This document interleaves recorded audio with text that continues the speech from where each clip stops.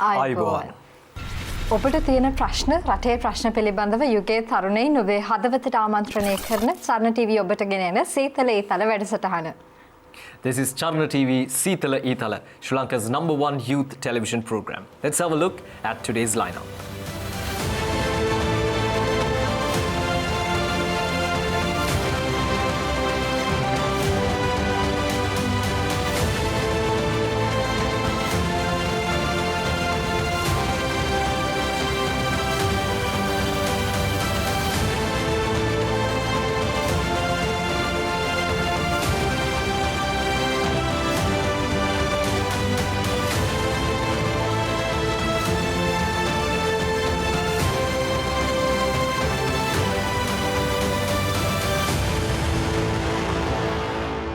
ශ්‍රී ලංකාවේ ශ්‍රම බලකායෙන් 66.1% වන ප්‍රතිශතය පිරිමින්.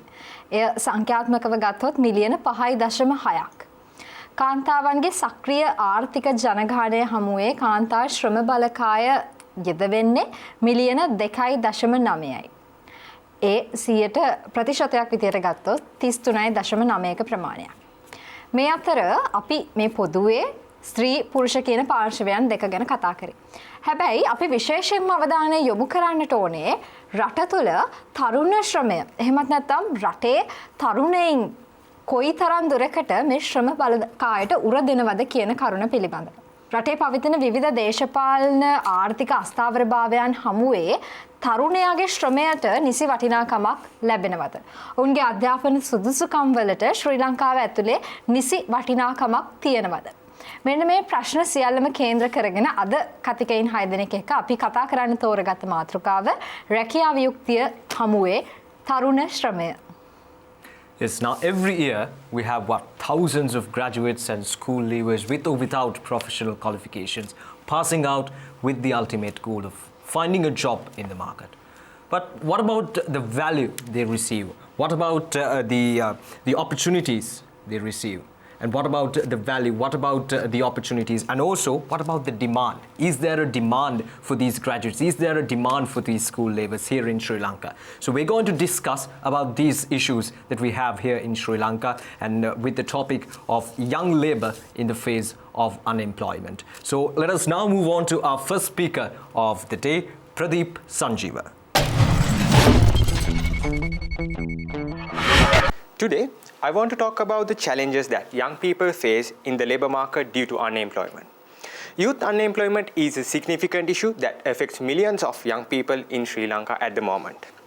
It is a problem that needs urgent attention from the policymakers, employers and the society as a whole.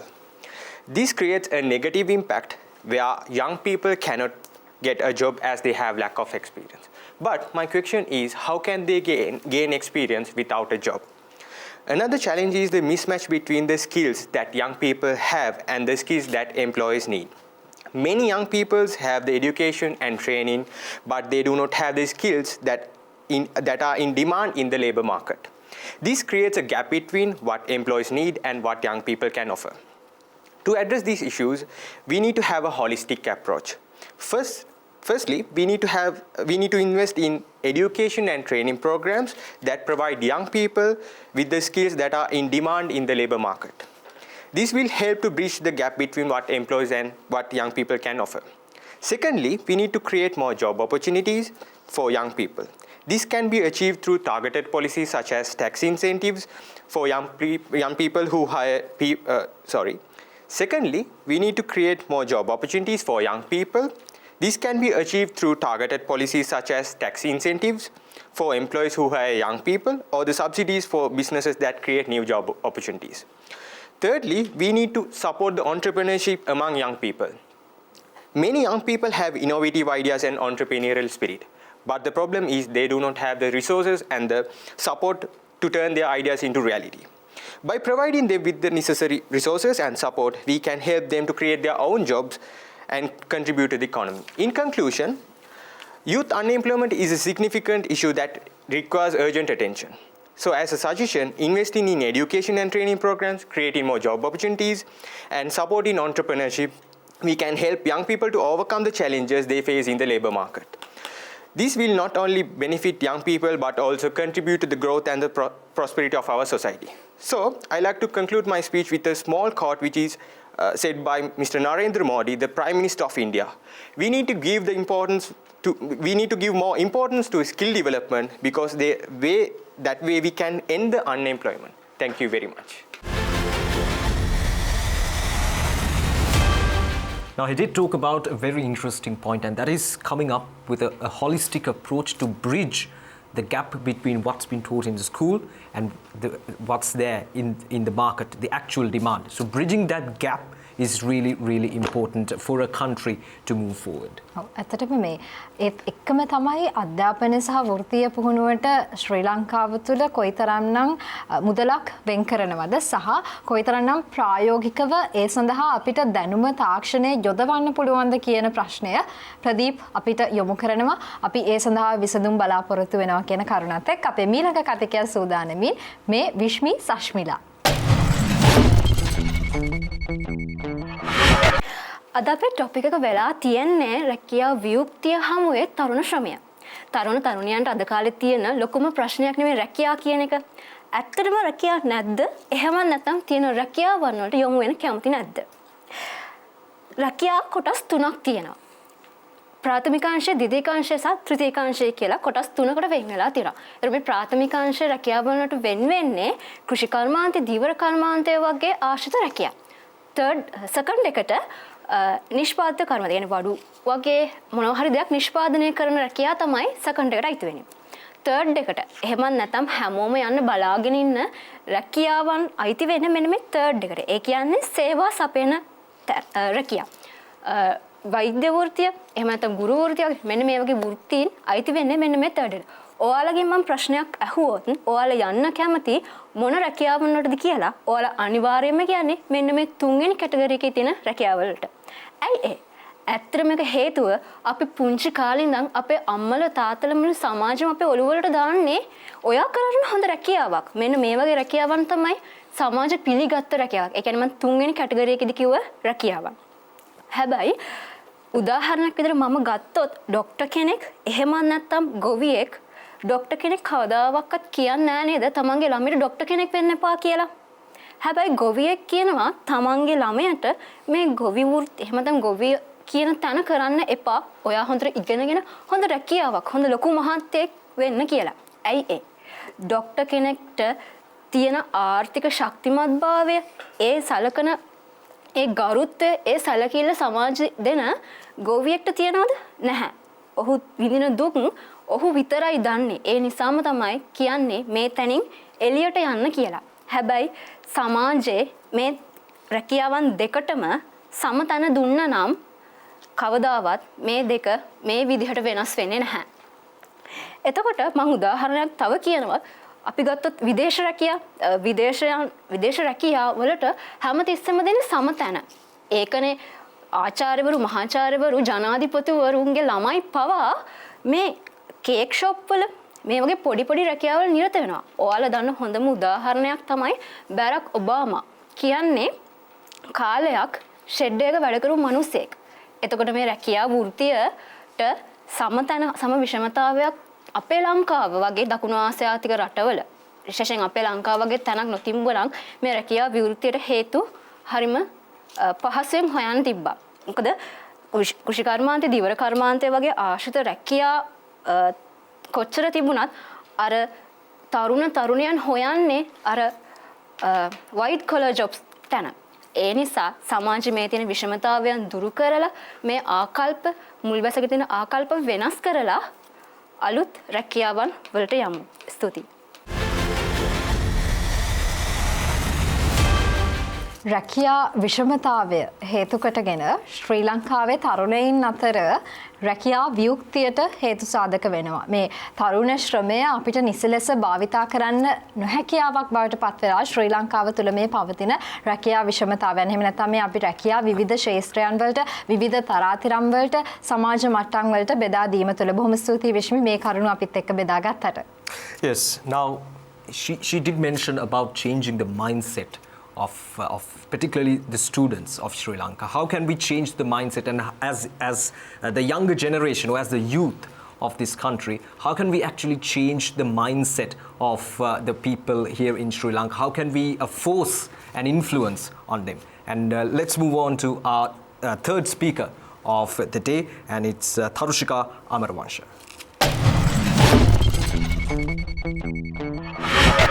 ලංකාවේ වැඩිපුරම තරුණ පිරිස අතර තමයි මේ රැකියාව වියුක්තිය තියෙන කියලා ඔබ දන්නවද? ඒත් එක්කම මම අහන්නම් රටේ ශක්තිමත්ම ශ්‍රම බලකාය කවුද? ඒ තරුණ පිරිසමයි. මොකක්ද මේ රැකියාව වියුක්තිය කියන්නේ? රැකියාවක නිරත වෙන්න කැමති, හැබැයි හම්බ වෙන්නේ නැහැ. මේකට හේතුව මොකක්ද කියලා ගත්තොත් රැකියාවට අදාළ සුදුසුකම් නැති නිසා ඔවුන්ට හෝ ඇයට රැකියාවක් ලැබෙන්නේ නැහැ. මේකට ප්‍රධානම හේතුව අපි පාසලෙන් පටන් ගමු. අවුරුදු 13ක් තිස්සේ හැල්මේ දුවන අධ්‍යාපන රටාවක ලංකාවේ පාසල් අධ්‍යාපනය දිව යනවා. උදාහරණයක් විදිහට ගණිතයට විද්‍යාවට ලකුණු 10 20 ගන්න ළමයාට ඒ 9කට ටාගට් එකක් දීලා කියනවා ඔයා ඉංජිනේර කෙනෙක් වෙන්න. එහෙම නැත්නම් ඔයා ડોක්ටර් කෙනෙක් වෙන්න. හැබැයි කවදාවත් බැලුවද ඒ ළමයා ළඟ තියෙන සැඟවුණු කුසලතාවය?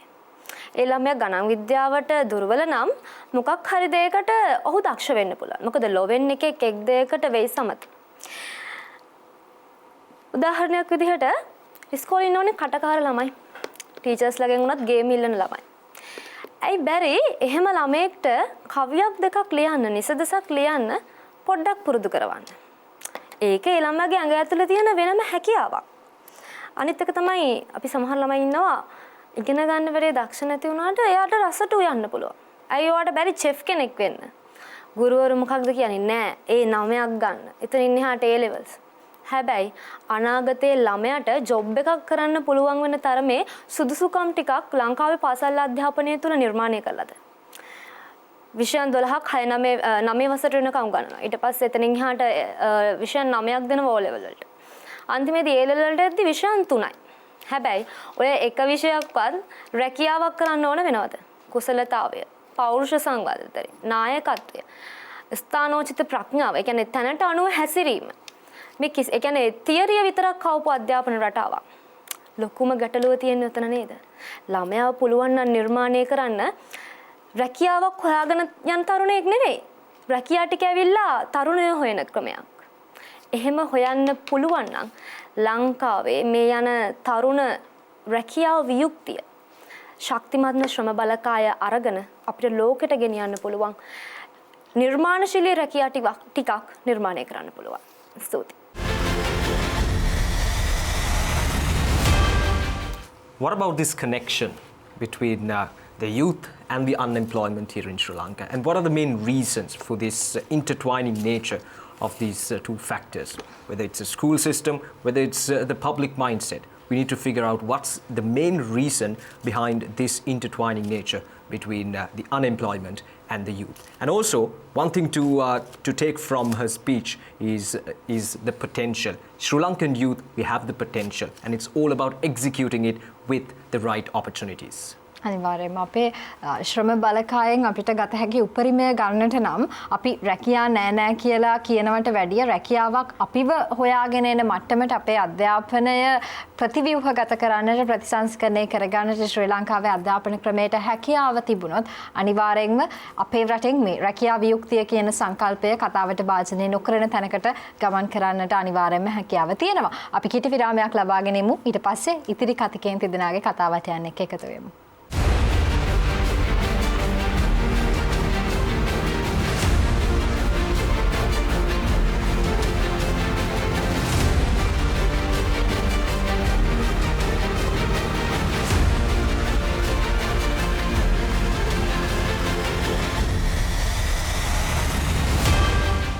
Welcome back to Seethala Eethala on Charana TV. So we're done with 3 speakers. So now we're moving on to our 4th speaker of the day, and it's Savin Edrisingha. ලංකාවේ මේ බලු බෙටි සැලුනුයි වලට වඩා තියෙන්නේ විශ්වවිද්‍යාල නේද? සමහරට ඔබත් එහෙම විශ්වවිද්‍යාලයක ශිෂ්‍යයෙක් වෙන්න පුළුවන්. මාත් එහෙම විශ්වවිද්‍යාලයක ශිෂ්‍යයෙක්. ඒ කියන්නේ මේ ලංකාවේ ගොඩක් විශ්වවිද්‍යාල තියෙනවා. ලංකාවේ ගොඩක් තරුණයෝ ඇත්තටම මේ IT ශාස්ත්‍රය ගොඩක් කරනවා. ඒ වුණාට ලංකාවේ මේ ලේබර් ෆෝස් එකකින් එහෙම නැත්නම් මේ ශ්‍රම බලකාය ලංකාවේ 9.4 මිලියන. ඒකෙන් තරුණ ශ්‍රමය ලක්ෂ 7යි. මේ 2022 අවසාන වසරේ ආපු ෆැක්ට් මේ ඩේටා තමයි මේ. ඒකට ලක්ෂ 7යි ඉන්නේ තරුණ ශ්‍රම බලකාය. පොඩ්ඩක් හිතන්න කැම්පස් අර කිව්වා වගේ 5ක් එකතු කරාමත් ලක්ෂ 7ක් ඉන්නවා ළමයි. එතකොට මේ කැම්පස් වල ඉන්න අය ශ්‍රමයක් කරන්නේ නැද්ද? එතකොට මේ ශ්‍රම බලකායේ වැඩිපුර ඉන්නේ අර අපි කලින් කතා කරත් වගේ මේ අධ්‍යාපනයෙන් අපි කියන විදිහට අධ්‍යාපනයෙන් ෆේල් මිනිස්සු. අධ්‍යාපනයෙන් ෆේල් ළමයි තමයි අපේ ශ්‍රම බලකායේ ඉන්නේ. එතකොට මේ අධ්‍යාපනයේ තියෙන ළමයි මොකද්ද කරන්නේ? ඔවුන්ව හිර කරලා තියන්නේ අධ්‍යාපනය ඇතුළටම. හිර කළා එකපාර පිට කරාම මේ ළමයි මොකද්ද කරන්නේ? රට පනිනවා. රට පනිනේයි ලංකාවේ ශ්‍රම බලකාය ඒ ළමයින්ට එපා වෙලා. එපා වෙන එක හේතුවක් තමයි ඔවුන් අර විශ්වවිද්‍යාලේ ඉන්න කාලේදී වෘත්තීය මට්ටමින් හම්බෙනවනේ කට්ටිය. අපේ ශ්‍රම බලකායේ මිනිස්සු හම්බෙනවනේ. එතකොට මේ මිනිස්සුන්ට තියෙන ඇල්ම නිසාම රට යනවා වෙන්නත් පුළුවන්. ඒ තරම් මේ මිනිස්සු හොඳට වැඩ කරනවා ඉතින්. අනිත් හේතුව තමයි අගයක් නැහැ. අර ඉගෙන ගත්ත මිනිහට ලංකාවේ අගයක් නැහැ. ලංකාවේ අගය දෙන්නේ ඉගෙන නොගත්තු අයිස් ගහන්න පුළුවන් මොනවා හරි ලස්සනට වචන දෙක තුනක් ගොතලා වර්ණනා කරන්න පුළුවන් මිනිස්සෙට. ඕක ලොකු ප්‍රශ්නයක්. ඔයාලා දන්නවා ඇති මේ chat GPT කියලා තියෙනවා AI එකක්. එහෙම නැත්නම් කෘත්‍රිම බුද්ධියක්. මම ඒකට ටයිප් කරලා බැලුවා මොකද්ද මේ සොලියුෂන්ස් දෙන්න කියලා ලංකාවේ තියෙන මේ වියුක්තියට. විශේෂයෙන්ම තරුණයන්ගේ තියෙන උන්ගේ අන්එම්ප්ලොයිමන්ට් එක. ඒක කියලා තියෙනවා ලස්සනට මේ වොකේෂනල් ට්‍රේනින් වැඩි කරන්න. එහෙම නැත්නම් වෘත්තීය පුහුණුව වැඩි කරන්න කියලා. දැන් මේක මේ කෘත්‍රිම බුද්ධියක් කියන්නේ. මේ ප්‍රශ්නේලා තියෙන්නේ අර සාමාන්‍ය බුද්ධියක්වත් නැති මිනිස්සුනේ මෙතන පාලනය කරන්නේ. ඒතකොට කෘත්‍රිම බුද්ධිය කිව්වත් තේරුම් ගන්න බෑ.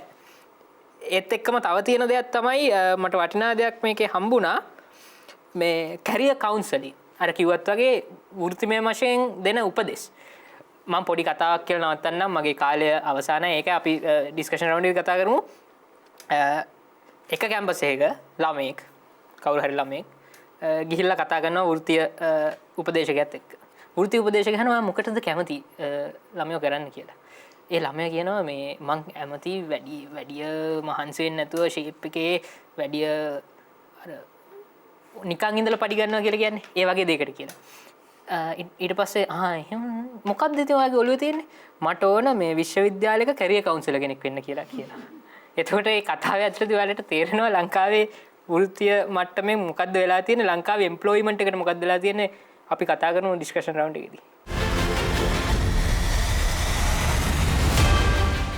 Yes, Savin did mention about a couple of topics, a couple of points that were really important. But out of all these points, that migration point or the brain drain that we're actually seeing at the moment is a very crucial problem for a country like Sri Lanka. And unemployment is, in fact, one of the main reasons for this whole migration and this brain drain issue that we're facing as a country.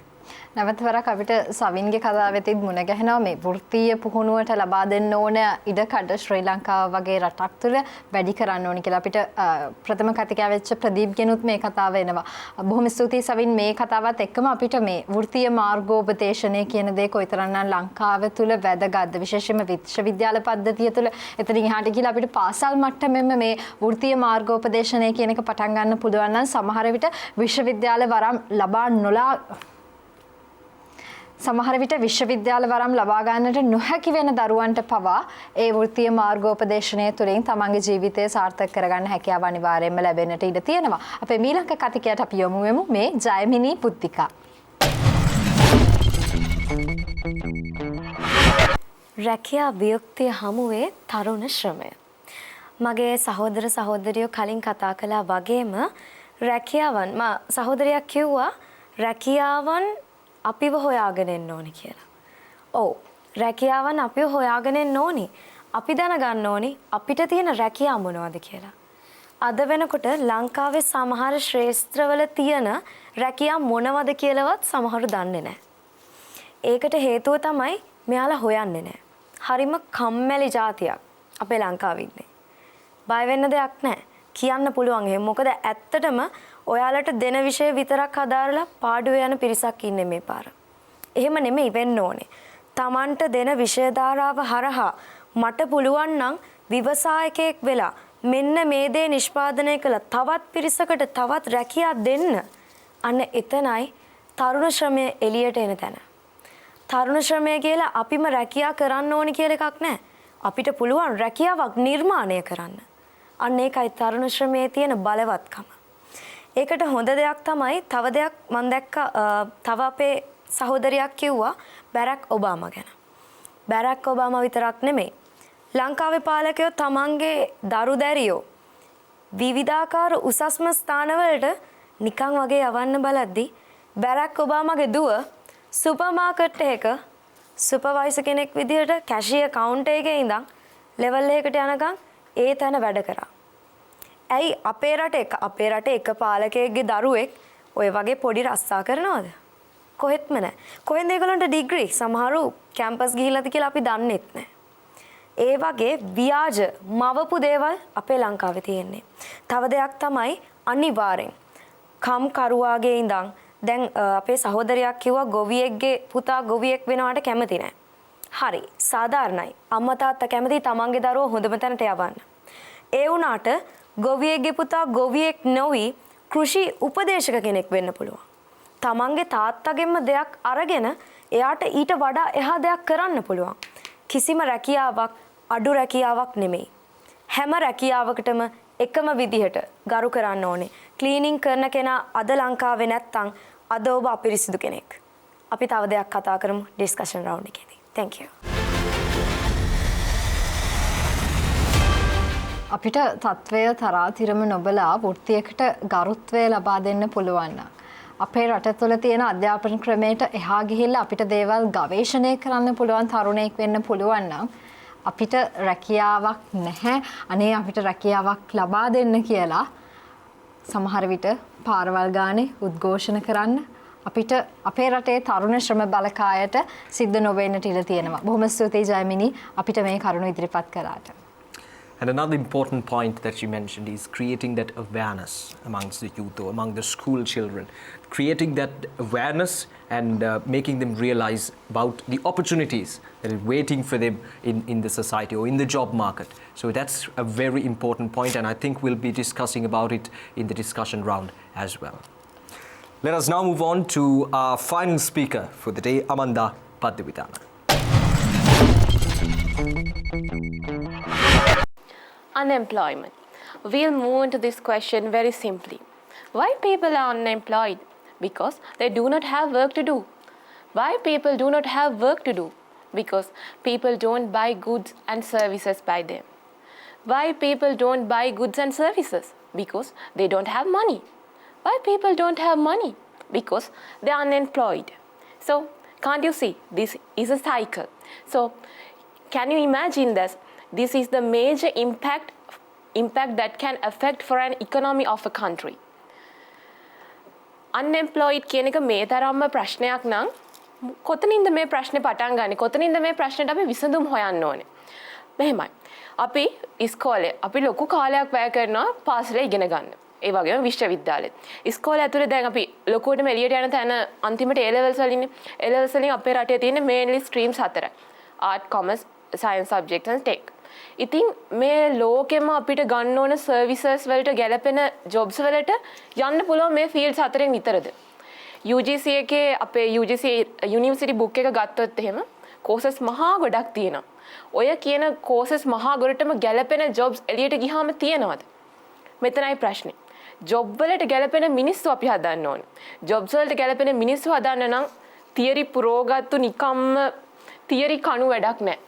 Theory ඕන ඒවා practical වලට apply කරන්න මිනිස්සුන්ට උගන්වන්න ඕනේ. මම මෙහෙම පොඩි උදාහරණයක් ගන්නම්. අපිට රැකියාවකට යන අත්‍යවශ්‍යම දේ ඉංග්‍රීසි. හිතන්නකෝ ඉස්කෝලේ ඇතුළත ඉංග්‍රීසි වලට අපිට වට A grade එකක් තියෙනවා. කොහොමද දෙන්නේ? written paper එකක් දෙනවා. මෙන්න මේ past tense, present tense, future tense tenses තුන ඉගෙනනවා on English. හරි. වට A එකක් තියෙනවා. හරි. තව එකකට පොඩි කැලක් ඇඩ් කරලා පොඩි listening part එකකුත් දෙනවා. තව කතා කරලා පුරුදු වෙලා ඉන්න කියලා මිනිත්තු 2-3ක my country, myself ගැන ස්පීකින් ටෙස්ට් කරන්න අන්න ඒ වගේ පොඩි තැනක් දෙනවා. ඕක ඇතිද? අපේ රටේ ස්කෝලේ පද්ධතිය වගේම යුනිවර්සිටි එක ඇතුලේ තියෙන අවස්ථා ළමයින්ට ස්කිල්ස් ඩෙවලොප් කරන්න පුළුවන්. හැබැයි ඒවට යොමු කරනවද ළමයින්ව?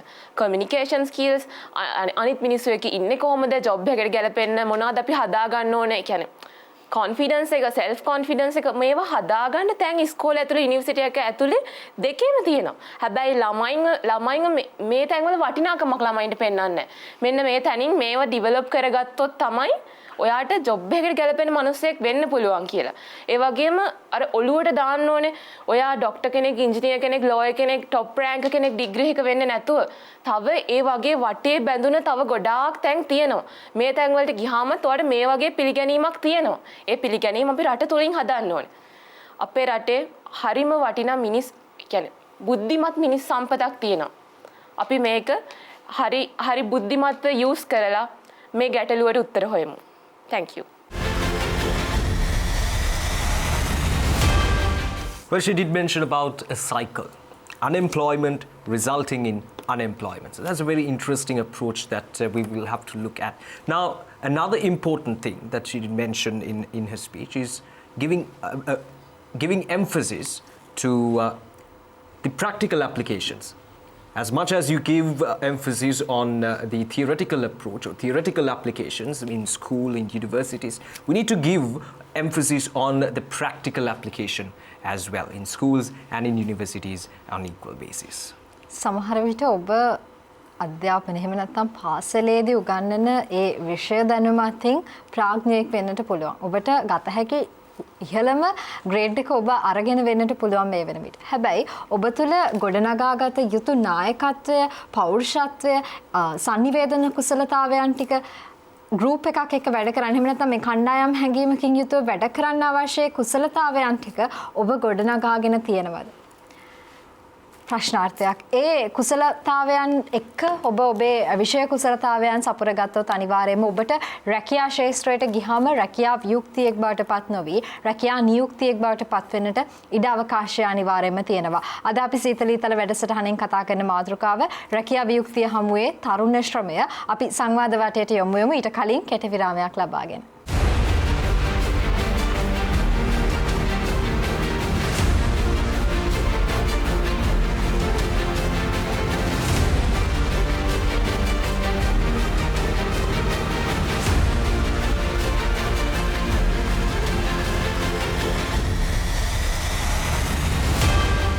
Welcome back to Seethala Eethala on Charana TV. So we're all set for the discussion round of this program. So I would like to start off with a question about the policy reforms, the policies of Sri Lanka. මේ policies ගැන කතා කළොත් එහෙම ඒ කියන්නේ මේ රජේ එහෙම නැත්නම් මේ government level එකේ මොන වගේ changes ද වෙන්න ඕනේ මොන වගේ changes ද දැනට වෙලා තියෙන්නේ ඒක කොච්චර දුරට effective ද කියන එක ගැන අපි කතා කළොත් එහෙම ඔයගොල්ලන්ට මොන වගේ idea එකක්ද දෙන්න තියෙන්නේ? ඔව් දැන් මේ චේන්ජ් එකක් කරලා තිබ්බනේ මම හිතන්නේ කරලා තිබ්බේ හොඳ පැත්තකට නෙමෙයි. ඒකයි රජයක් හැටියට යූත් එකට ફોකස් එක ගොඩක් මදි. අපි අර විශ්‍රාම යන වයස වැඩි කරලා තිබ්බා. එතකොට තරුණ ශ්‍රමයේ එන්නේ නැහැ. අනික ඒ විශ්‍රාම යන්න කිට්ටුව මිනිස්සු කැමති නැහැ තරුණ ශ්‍රමයේ එනවට. ඕක පටන් ගන්නෙම අධ්‍යාපන සිස්ටම් එකේම අධ්‍යාපන වෘත්තියෙත්. ඇයි අවුරුදු 30ක් 35ක් 40ක් මුළු පළවෙනි පත්වීම ඒ ගුරුවරයාගේ එකම ඉස්කෝලේ. එයා එතන යන්නෙම නැහැ එතනම ඉන්නවා අලුත් කෙනෙකුට ඉඩ දෙන්නේ නැහැ. ඒ වගේ තව වෘත්තිවලත් වෙනවා. ඒක ලෙක්චරර්ස්ලගේ වෙනවා සහ තවත් වෘත්ති මට්ටම් වල වෙනවා. තව දෙයක් තමයි මේක මගේ අත්දැකීමක්. මම යනවා මේ එක රජ ආයතනයකට ගියාම යන්නේ මගේ පෞද්ගලික වැඩකට ගියාම මට කියනවා මේ රට යන වැඩසටහන් තියෙනවා ඔයාලා ඉගෙනගෙන ඒ වලට යන්න මේ ලංකාවේ මේ රජයේ ජොබ්ස් වලට එන්න එපා කියලා. එතකොට එහෙම එතන ඉඳන් කියන ඒ කට්ටියම තරුණියන්ට කියද්දි ඒතර යාළුවා බලනවා මෙයාලා මොකක් හරි කියන්නේ මොකක් හරි එතන ප්‍රශ්නයක් තියෙන නිසා. ඒතර ඒ එළියේ ඉන තරුණයන් එතනට කොහොමත් යන්නේ නැහැ. මොකද එතන ඉන්න අයම ඒක කියන්නේ.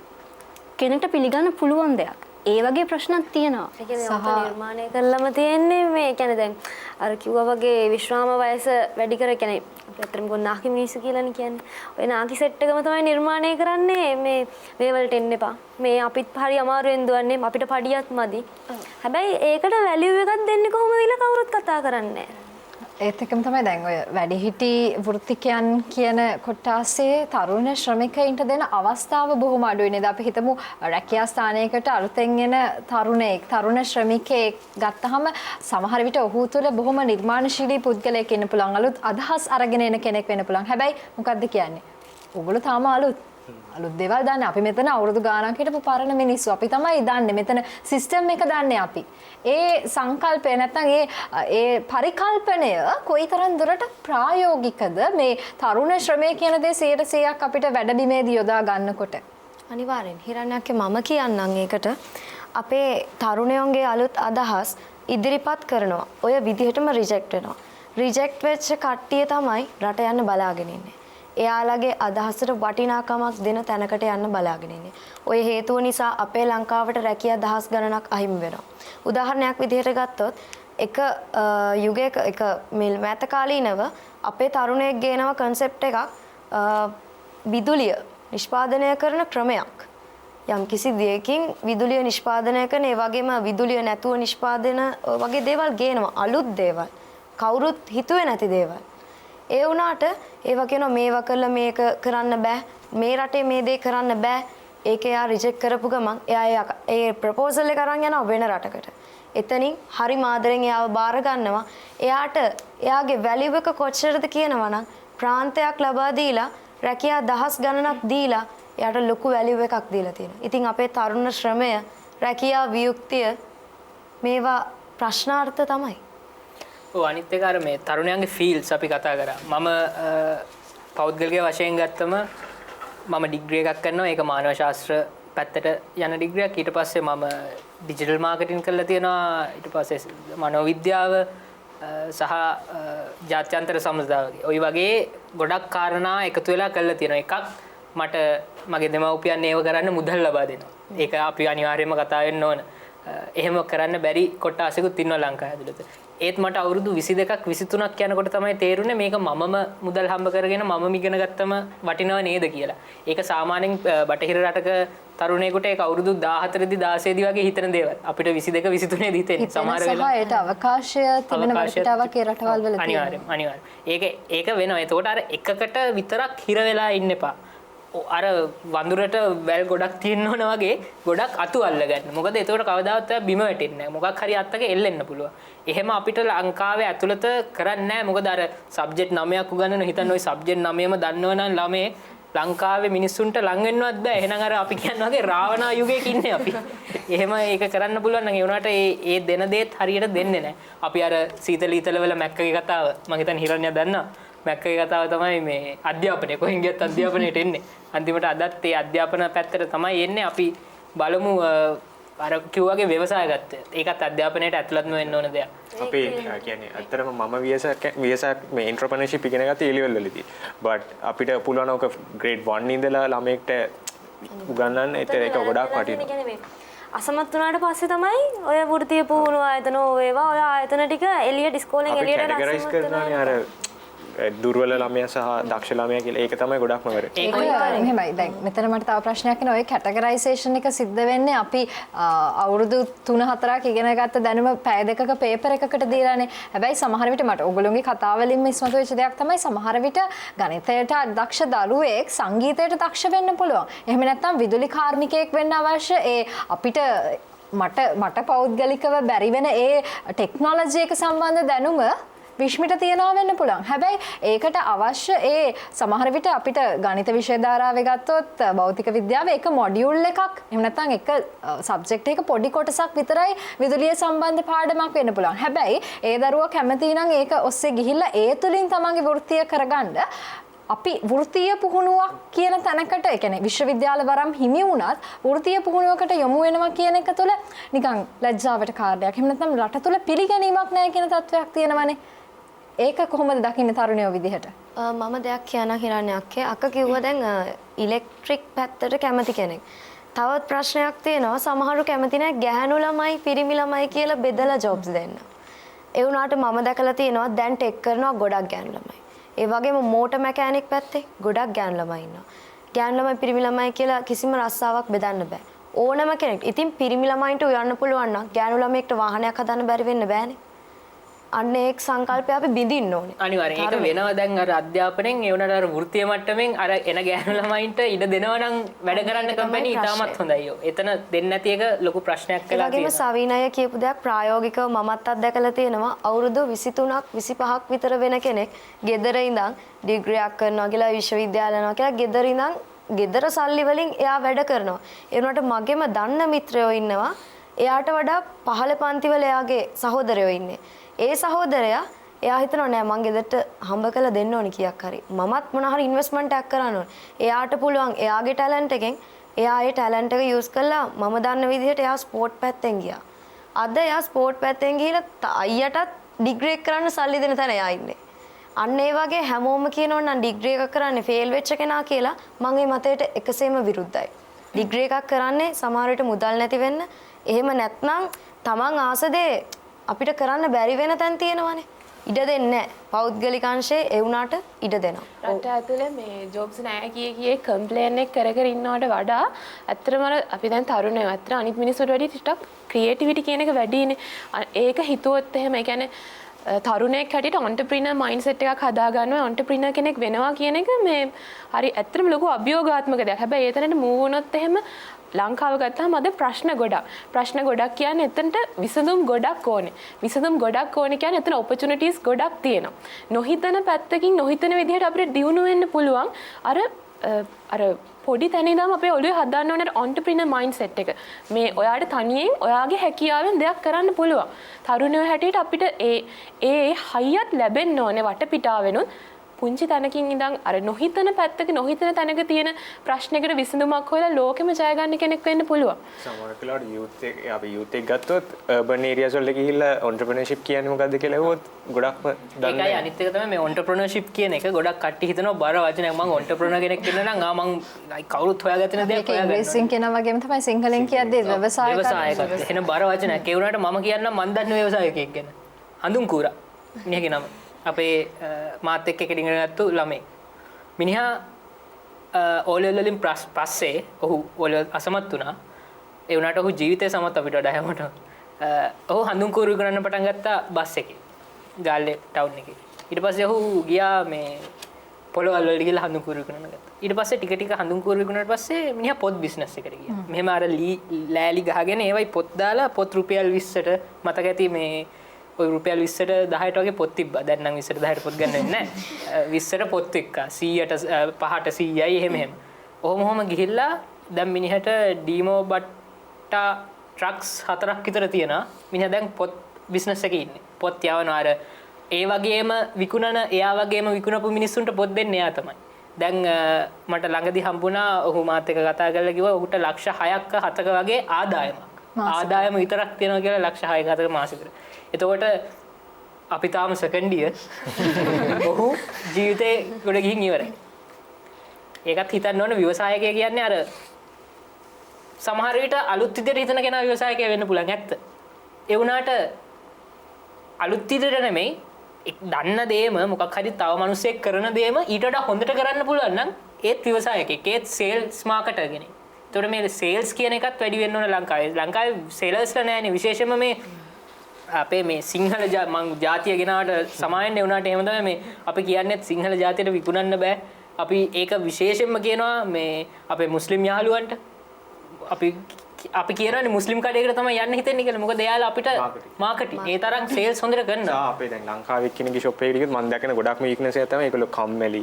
يعني පුටුවකින් නැගිටලා බඩු ගන්නවා වගේ. ඒ මුස්ලිම් කෙනෙක් ගියොත් බොස් ආයෙන්න එහෙම කතා කරලා අපිට අර ඒක ඇඟීම ගහන්න කොහොම හරි ඒකල try කරනවා. බිස්නස්මන් අතරයි ඔන්ටර්ප්‍රිනර්ෂිප් අතරයි අර වෙනස ගොඩක් අය අඳුරගන්නේ. අපි පොඩ්ඩක් ඒක විස්තර කරලා දෙමු. ඒ කියන්නේ බිස්නස්මන් කෙනෙක් කරන්නේ එකම ට්‍රෙන්ඩ් එක කරගෙන යනවා. බට් ඔන්ටර්ප්‍රිනර් කෙනෙක් කරන්නේ අලුත් අයිඩියාස් එක්ක එයාගේ තියෙන ස්කිල්ස් ඩෙවලොප් කරලා ඔහු විකුණන්නේ ඔහුගේ අදහස. ඔහු ඒක විකුණලා ඒකෙන් ප්‍රතිලාභ ලබා ගන්නවා. ඒ වුණාට බිස්නස්මන් කියන්නේ ඔහු ඒක දිගටම කරගෙන යන ට්‍රෙන්ඩ් එක. හැබැයි දෙකොට්ටාශයටම තව කෙනෙක්ට රැකියා ජනනය කරන කෙනෙක් බවට පත් වෙන්න පුළුවන්. අනිවාර්යයෙන්. නමුත් ඔන්ටර්ප්‍රිනර් කෙනෙක්ගෙන් ගොඩක් ජොබ් ඔපචුනිටිස් වැඩි කියලා හිතා ගන්න පුළුවන්. මොකද එයා අලුත්ම අයිඩියා එකක් සහ ඒකෙන් එක්ස්පීරියන්ස් එක වැඩි වෙයි කියලා. ඔව් ඒකයි අර පොඩි දෙයක් තව තියෙනවා හිතන්න මේ දැන් අපි හිතනවානේ මේ පාරක ඉඳන් රටක ජීවන කෙනාගෙන් ගන්න එක හරි හොඳ දෙයක් කියලා. ඒක හොඳයි. මේ මිනිස්සෙට ඒක පෞද්ගලිකව හොඳ දෙයක්. ඒ වුණාට පොඩ්ඩක් ගන්නකෝ අපි ගමුකෝ බේකරියක් තියෙන මිනිස්සෙක්ගෙන් ගන්නවා කියලා ගිහිල්ලා ඒ බේකරියට බිස්නස් වැඩි. ඔව් වැලියු වැඩි. එතකොට හිතන්න ඒ බේකරියේ එයා වැඩ කරනවා 5 දෙනෙක් විතර. ඒ කට්ටියගෙත් පඩිත් ගෙවනවා. එතකොට ඔයා මම මේ කියන්නේ බේකරියෙන් ගන්න කියලා නෙමෙයි පොඩි මිනිස්සුන්ගේ ගන්න නැතුව ඒ වුණාට හිතන්න අර ඒ වගේ ලොකු තැනකට ලොකු දෙයක් කරද්දි ලොකු කෙනෙක්ට ඒ වගේ මොනවා හරි අපි මොනවා හරි මිලදී ගත්තොත් එතන අර බෙනිෆිට් එකත් වැඩි. ඒක අර අපිට මේ බේසික් ඉකොනොමික්ස් මේවා මැක්‍රෝ ඉකොනොමික්ස් කියලා තියෙනවා සබ්ජෙක්ට්ස් මේවා එක්ක කොමර්ස් කරන කට්ටිය විතරයි ඉගෙන ගන්න සමහර විට කොමර්ස් වලට නැතුව ඇති අර මේවත් එකතු වෙන්න ඕන අපේ අධ්‍යාපනය ඇතුළේ. ඔව්. තව ප්‍රශ්නයක් තියෙනවා මට දැන් අපි තරුණ ශ්‍රමය ලංකාව තුළ හීනවීම ගැන කතා කරන්නේ මේ අද තරුණයා කියන කෙනා තව අවුරුදු 5ක් 10ක් ගිහිල්ලා තරුණයෙක් නෙවෙයිනේ. ඔහු වැඩිහිටියෙක් වෙනවා. සමහර විට දැන් අද මේ වැඩිහිටි නිලතලවල ඉන්න වැඩිහිටි නැන්දලා මාමලා අම්මලා තාත්තලා වරක තරුණයෝ. හැබැයි ඔවුන්ට ඒ තමන්ගේ තරුණ කාලේ මිලා ගියාම අමතක වෙලා යනවා තරුණ කාලේ Tamanට තිබ්බ ප්‍රශ්න ටික රැකියාවක් හොයාගන්න ගියාම රැකියාව පටන් ගනිද්දී Tamanට තිබ්බ ප්‍රශ්න ටික කොයි විදිහටද Tamanට ඉහළ පුටු වලින් තාඩන පීඩනෙන් ලැබුණේ සහ මොන විදිහටද ඔවුන්ගෙන් උපදෙස් ලැබුණේ උදව් ලැබුණේ මෙන්න මේ දේවල් ටික අමතක කරලා දාලා අපි වැඩිහිටි තත්ත්වයටපත් වෙනවා. අපි කතා කරමු දැන් ඉන්න තරුණ ශ්‍රමිකයින්ට සහ රැකියාවක් බලාපොරොත්තු වෙන ඉන්න තරුණ ශ්‍රමිකයින්ට Taman වැඩිහිටියෙක් වුණාම කොයි විදිහටද හැසිරෙන්න ඕනි කියලා මන්ද විශ්මි අපි කතා කරමු. ව්‍යවසායකයෙක් ගැන කතා කරපු නිසා පොඩි දෙයක් කියන්නම්. මම දැකපු හොඳම ව්‍යවසායිකාවක් තමයි ඔටාරා ගුණවර්ධන මහත්මිය. ඔටාරා මහත්මිය. එතුමිය තමාගේ බ්‍රෑන්ඩ් නේම් එක මට මතක විදියට ඔඩෙල් බ්‍රෑන්ඩ් නේම් එක විකුණනවා. ලොකු වැලියු එකකට. ඒ වුණාට අද ඔඩෙල් එක ගැන කතා කරොත් බ්‍රෑන්ඩ් නේම් එක එදා ඔටාරා ගුණවර්ධන මහත්මියගේ. ඒ වුණාට මේ බ්‍රෑන්ඩ් එකටම අද දෙන්න බෑ. අන්න විවසායකයාගේ වෙනස බිස්නස්මන් සහ විවසායකයාගේ වෙනසට මම මේ දෙක කිව්වේ. ඒ වගේම උටාරා ගුණවර්ධන මහත්මිය තව අලුත් දෙයක් පටන් ගන්නවා සුරතල් සතුන්. සුනකයින්. කවුරුත් අත තිබ්බවත් නැති පැත්තක්. අන්න ඒ වගේ ඒකෙන් රැකියාවක් කිහිපයක්ම එතුමිය බිහි කරනවා. ජාත්‍යන්තරයට පවා යනවා. ඒ එම්බාක් බ්‍රෑන්ඩ් එකක් නිර්මාණය කරලා තියෙනවා. තරුණයින්ට පුළුවන් බ්‍රෑන්ඩ් එකක් වෙන්න. ඕකට මම කිව්වාගේ මගේ කතාවදී කිව්වා වගේ මම හිතන විදිහට මේ ආකල්ප තමයි හැම දෙයකටම මුල වෙන්නේ. මොකද ආකල්ප දියුණුයි නම් මේ හැම දෙයකටම ප්‍රශ්නේ විසඳෙනවා. මොකද කොච්චර රැකියාව තිබ්බත් ආකල්ප වලින් ඒ මිනිස්සයා හිතන්නේ මම මේක ගියොත් මිනිස්සු මට hina වෙයි. එතකොට මගේ අර අපි කියන්නේ ඔය ගමේ ගොඩේ මිනිස්සු මට hina වෙනවා කියලා. අන්න ওই ප්‍රශ්නේම තමයි මේ තරුණ තරුණියන්ට කොච්චර දැන් ඉන්න අපි අම්මලා තාත්තලා වයසක මිනිස්සු ඉන්නවනේ. එයාලා කොච්චර ගියත් එයාලට තරුණ කාලේ අමතක වෙනවා. අපිත් මේ කාලේ මෙහෙම ඇහුවනේ. හැබැයි ඒ විදිහටම තමයි එයාලත් අපිටත් සලකන්නේ. ඒතකොට මේ ආකල්ප මුලින් වෙනස් වෙන්න ඕන. එහෙම වුණොත් මේ තියෙන රැකියාව වියුක්තිය තරුණියන්ගේ අලුත් අදහස් මුලින්ම කිව්වා වගේ අලුත් අදහස් එකතු වුණොත් අලුත් රැකියාව අලුත් ව්‍යාපාරය ඒ වගේම අර කිව්වා වගේම කෘෂි කර්මාන්තයේ ආශ්‍රිතව කොච්චර තිබුණත් යන්නේ නැහැ. මොකද ආකල්ප වලින් මිනිස්සු හරි පහත් විදිහට තමයි දැන් හිතන්නේ. ඉතින් මේවා නැති වුණොත් මේ වලින් දැන්වත් මිදුණොත් අනාගතේ මීට වඩා ලස්සන වේවි. ඒක නිකන් අර යුනිවර්සිටි එකේ ග්‍රැඩ් සිස්ටම් එක වගේ සීනියර්ස් ලෙවල් ජූනියර්ස්ලට රැක් කරනවා වගේ. මට තියෙන තව පොඩි ප්‍රශ්නයක්. අපි මෙතනදී කතා වුණේ නැහැ. ලංකාව විතරක් තියෙනවා හරිම ලස්සනයි කියලා හිතන් ඉන්න සංගමයක් රැකියා විරහිත උපාධිධාරීන්ගේ සංගමය. මම දකින්නේ ඇත්තටම ලංකාවේ තියෙන මාර වීක් පොයින්ට් එකක්.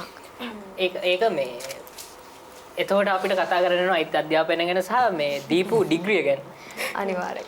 ඒක මම කියන්න කැමතියි මොකද මාත් ඒ අංශයේ ඉන්න නිසා මේ ආර්ට්ස් ඩිග්‍රී අපි කියනනේ කලා ඩිග්‍රී ඔව් BA මේ කලාකාරයෝ තමයි අන්තිමට කලාකාරයෝ වෙන්නේ කියලා කතාවක් තියෙනවා. මේ ඒ ආර්ට්ස් ඩිග්‍රිය දෙන්නේ ජෙනරල් ඩිග්‍රිය. එතකොට ඒ සමහර ආර්ට්ස් ඩිග්‍රීස් තියෙනවා ජියෝග්‍රැෆි තු ගන්නනවා පොලිටිකල් සයන්ස් ගන්නනවා හැම එකම ගන්නනවා. අන්තිමට අර කිව්වාගේ යන්න තියෙන්නේ මොකද්ද? අර ජොබ්ස් උපාධිධාරීන්ගේ සංගමය තමයි ගන්න පුළුවන්. ඒකේ සෙක්‍රටරි වෙයි. ඒකේ මේ ට්‍රෙෂරර් වෙයි. තව දෙයක් අපි කතා කරේ නැහැ මේ part time job කියන සංකල්පය. දැන් විශ්වවිද්‍යාල පිට රටවල් වල අවුරුදු 16 17 ළමයි පවා part time job වල තමන්ගේ ශ්‍රමය රටට දෙනවා. එතකොට ලංකාවේ එහෙම තත්ත්වයක් නැහැ. ඇයි ඒකට හේතු වෙලා තියෙන්නේ? අම්ම කෙනෙක්ගෙන් තමන්ගේ ගෙදරින් ඇහුවොත් අම්මේ මම ජොබ් එකක් කරන් දෝලෙල් ඉවරලා. මොකටද? ඔයාලට සල්ලි ඕන දෙන්නේ නැහැ ගෙදරට වෙලා ඉන්න අපි කන්න බොන්න දෙන්න. ඒකට තමන්ගේ ශ්‍රමය අවුරුදු 20 21 දී සමහරට 30 දී වගේ තමයි දෙන්න වෙන්නේ. ඒකට අපිට හොඳම කාලේ තරුණීන්ගේ ශ්‍රමය දෙන්න පුළුවන් හොඳම කාලේ නිකම්ම අපිට මේ ප්‍රශ්නේ එන්නේ අපි අවුරුදු යනවා 27 28 වෙනකොට රැකියාවකට ගියාම ඉල්ලන දෙයක් තමයි ක්වොලිෆිකේෂන්ස් කියන දේ. හැබැයි ක්වොලිෆිකේෂන්ස් නැති උපාධිධාරීන් රැකියාවක් හොයාගෙන යද්දී අවස්ථාව හිමි වෙන්නේ නැහැ. එතකොට කොහොමද අමන්ද මේ ක්වොලිෆිකේෂන්ස් ටික එකතු කරගන්න ඕනේ? සමහර විට ජොබ් ක්වොලිෆිකේෂන් එකක්ම නොවුනත් අර අමන්දගේ කතාවෙදිත් කියවෙච්ච අනිත් ස්කිල්ස් ටික කොහොමද ගොඩනගාගෙන තමයි මේ දේවල් වලින් සුපෝෂිතයි කියලා ජොබ් ඉන්ටර්විව් එකකදී අපි කියන්නේ. මම ඒක තමයි කලිනුත් කිව්වේ. සමහරට අපිට බැචලර්ස් ඩිග්‍රී දෙක තුනක් එහෙම නැත්නම් මාස්ටර් එකකුත් තියෙන්න පුළුවන්. හැබැයි අපිට ඕන ඩ්‍රීම් ජොබ් එකට අපිට යන්න බැරි වෙන්න පුළුවන්. එතකොට ඇත්තටම අර ඉකොනොමි එකට රටේ වටපිටාවේ තියෙන ප්‍රශ්න වලට කම්ප්ලේන්ට් කර කර ඉන්නවට වඩා මම ඇත්තටම කියන්නේ තමන්ගේත් ලොකු අඩුපාඩුවක් තියෙනවා. යුනිවර්සිටි එකේ අන්ඩර්ග්‍රැජුවේට් ලයිෆ් එකේදී පවා අපිට ගොඩක් අවස්ථා තියෙනවා අර අපේ කුසලතාවයන් වර්ධනය කරගන්න. තැනකට ගිහින් අපි හැසිරෙන්න ඕන විදිහ, ඒ කියන්නේ අපේ ලැන්ග්වේජ් ස්කිල්ස්, IT ස්කිල්ස්, ඒ කියන්නේ ඒ ජොබ් එකට ඕන අයිඩියල් පර්සන් මම වෙන්න මට ඕන සුදුසුකම් ටික අන්ඩර්ග්‍රැජුවේට් කාලෙදිම හදාගන්න.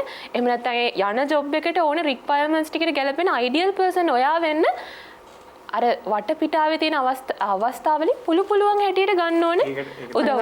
විශ්වවිද්‍යාලය තුලදී සහ පාසල තුලදී ඔබට ජොයින් වෙන්න පුළුවන්. එහෙම නැත්නම් ඔබට සම්බන්ධ වෙන්න පුළුවන් සංගම් ගණනාවක් තියනවා වෙන්න පුළුවන්. ඒ තුලින් ඔබට ඔබේ නායකත්වය, කුසලතාවයන් sannivedanaya මේ කියනා වූ පොදු